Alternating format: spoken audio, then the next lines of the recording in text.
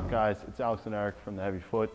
We're here to check out Gotham Dream Cars, the first name in exotic car rentals. We're going to have a quick look around the shop and have a short chat with CEO Rob Ferretti.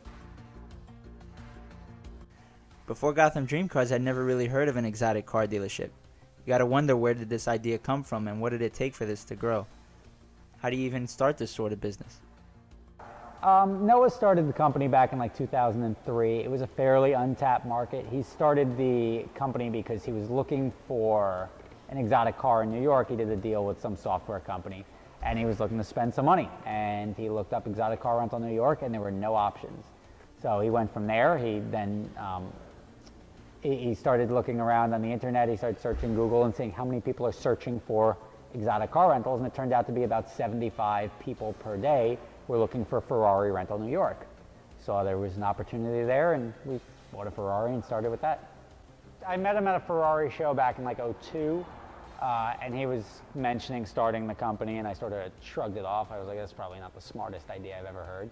But after he started the company, I was doing a drive, and he's, hey, I'm coming over.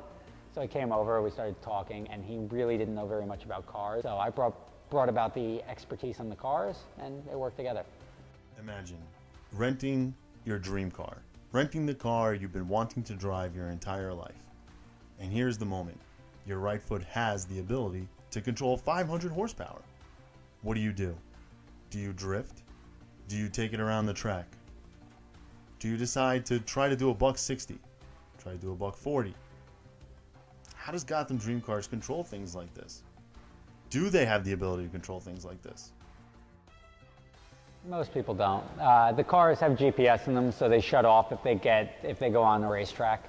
Luckily racetracks don't pop up anywhere. We just set the zones in the GPS unit, and if the car crosses the barrier, it shuts down. And it's not really doing anything bad because it's shutting down on, we're closing it off on private property. So like if I circle Pocono Raceway, it's not like the guy is just going to come to a rolling stop in the middle of Route 80. He's going to be stopping at the racetrack and then say, hey, my car shut off. If somebody's going, we'll turn the car back on and let them know that they're not allowed to drive it on the racetrack. If it goes on the racetrack, turn it off again, and obviously that's the end of their rental. We go pick it up, and such is life. It's in the rental contract. You wouldn't be able to put these on the racetrack, and primarily because there's no insurance coverage then. I've always wanted a Ferrari myself, and you always think about what the price tag is on the car. You win the lottery and you want to buy the car, but nobody ever thinks about what it takes to actually own and maintain this car afterwards. Can you keep this car on the road? How many times are you going to be able to drive it before it breaks down on you? Nobody ever thinks about the afterwork of owning a Ferrari.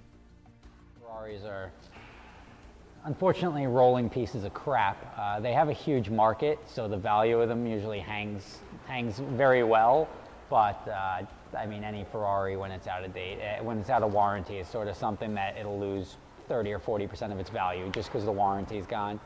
And that's one of those, it's a known thing in Ferrari world, is you stay away from unwarranted Ferraris. Now, they've gotten much better as time goes on, so the 458's more reliable than the 430, which is more reliable than the 360, which is more reliable than the 355, which I don't know why anyone would buy a 308 or 328 or anything like that, but those things, you're spending more money per mile to drive a $20,000 Ferrari than you would to drive a brand new one. So they've gotten better over time, but they're still way behind Lamborghini, Bentley, even Maserati as far as reliability goes. Rob leaves nothing to chance. He monitors the cars. He makes sure to take care of his property. At the end of the day, it is a business. He doesn't want you getting hurt just as much as he doesn't want you destroying his car. I mean, most people are afraid to drive the cars. We used to monitor the use of the cars. We used to do OBD2 plugs, and then we could passively monitor what they did with the cars. And most people don't even go over 100 miles an hour. They may do it once. What we saw was a consistent pattern. Like 9 out of 10 people would, once in their weekend rental, would like do 100, 105, maybe 110. And that's like one little blip, and they would never go above 80 again. A lot of people, they rent the cars to be seen, they rent them to become celebrities. It's not something that and a lot of people are afraid to get tickets. I mean, you're driving a red Ferrari, cops are looking at you anyway. nobody wants to like let the license go to ruin. So it's something that there's no incentive to really go out and tear up the roads because you're probably going to screw up your life. So you're a high roller. You nailed that job in the big city and you can finally afford that poster car of yours. But is it really worth blowing your bonus on just one supercar? Why have just the one when you can have many? What if you've got the kids for the weekend and you can't fit them in that McLaren? Why don't you just take that Maserati instead? Gotham even has plans to cater to the ballers whose glitzy lifestyles demand more than just exotic car for one weekend. We have a Dream Share membership. That's for, I mean, if you're going to rent anything over 3 or 4 times a year, a membership makes a lot of sense. It's essentially a bulk deal for paying us up front. You get free days on each weekend. You get free delivery inside a certain amount. The contracts are very quick and easy because you've already got a balance that you're working off of. So it's very turnkey, very easy. You get a free Dream Car tour every year when you do that. But that's one of those things that if you're going to rent a number of times, you'll get the discount by signing up for the Dream Share membership. And we have a handful of guys that do that every year. Well, that's a lot of the guys that do our high-end membership, the $50,000 membership. They are guys that would normally go out and purchase these cars. And when you purchase a car, you have to pay tax on the car, and on a $300,000 car, that could be, right there, you're spending $35,000 in tax just to register the car, 35 or more even. You also, now you're limited to that one car, and even with a phenomenal looking and sounding car like the 458, it may break down when you go turn the key to go use it. So now we solve that problem. If you buy the car, you're without a car. So if you want to go out to the Hamptons on the weekend, that your car breaks, your car is sitting up at the dealership and you're telling your buddies what a bum rap you got. With us, your 458 breaks, we give you a different car. You take a McLaren, you take a Rolls Royce, you take whatever else tickles your fancy that day. So you solve the downtime problem. The depreciation is huge on these cars. This car would, actually this car is a perfect example. The McLaren, we paid $280,000 on a $285,000 sticker price, and now you can probably pick one up for about $200,000, and that's 8 months ago. So if I was a private owner, I would have eaten $80,000 in my equity just disappears out the window. Plus the registration, it could have cost somebody, or it did cost people who bought these cars, over $100,000 to own it for a year.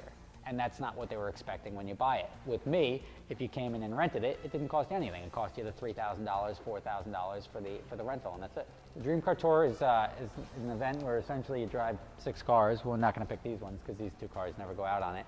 But we allow people to drive Ferrari, Lamborghini, Bentley, Aston Martin, and it's an organized tour that we do it in New York, Miami, and Los Angeles. But in New York, where we are here, we go from Englewood, New Jersey, up through Bear Mountain State Park. We drive the roads. Every half hour, everyone switches cars. So by the time you get back, you've driven all 6 cars, and you really got to experience a bunch of different cars in one day. Your company just plummeted in the stock market, and you lost your job. No more champagne and caviar, and that model you picked up dates you just for your car. How does the average Joe keep up with the exotic car lifestyle and scratch that supercar itch every once in a while? We don't rent for one day. What we do on the weekends is our business is primarily weekends.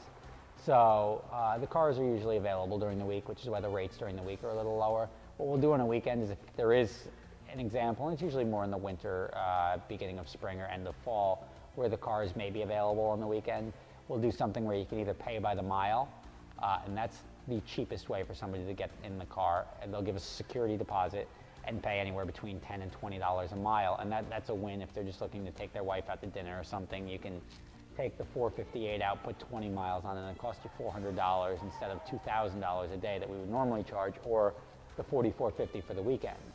So that's probably the most affordable way to get in the car and get the actual ownership experience.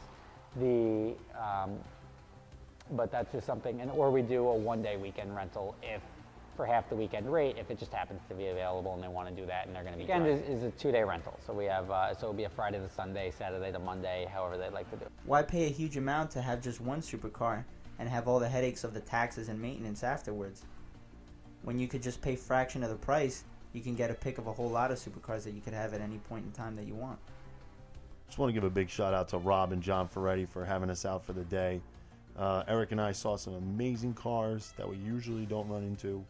Want to let everybody know Gotham Dream Cars is your first stop for exotic car rentals. I bet you guys have always wondered where a cup holder is in a McLaren.